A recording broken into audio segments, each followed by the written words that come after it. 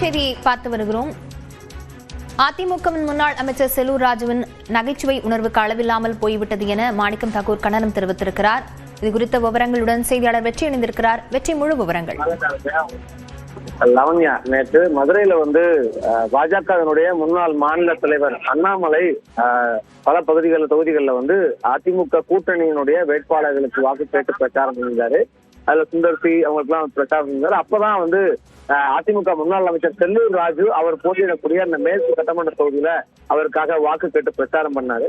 அப்போ அவரை பாராட்டி பேசுறதுக்காக செல்லூர் ராஜு பேசும்போது, கர்நாடகாவால IPS இருந்த போது சிங்கமாக எதிரிகளுக்கு சிம்ம சொப்பனமாக இருந்தவர் அண்ணாமலை.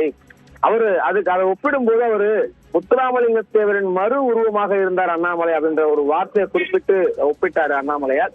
அது ஒரு சர்ச்சையான மாறி நிலையில இப்ப அதற்கு மாணிக்கம் தாகூர் விருதுநகர் காங்கிரஸ் MP மாணிக்க தாகூர் அவர்கள் பதில் சொல்லியிருக்காரு.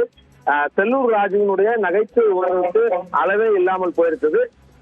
தேவர் ஐயாவை அவமதிக்கக்கூடிய அவருடைய வார்த்தைக்கு மதுரை மேற்கு தொகுதி மக்கள் பதிலடி கொடுப்பார்கள் அப்படின்னு நம்புறேன் அப்படிங்கிற ஒரு வார்த்தைகளை குறிப்பிட்டு செல்லூர் ராஜு அண்ணாமலை குறித்து முத்துராமலிங்க தேவருடன் ஒப்பிட்டு பேசியதற்கு பதில் தெரிவித்திருக்கிறாரு.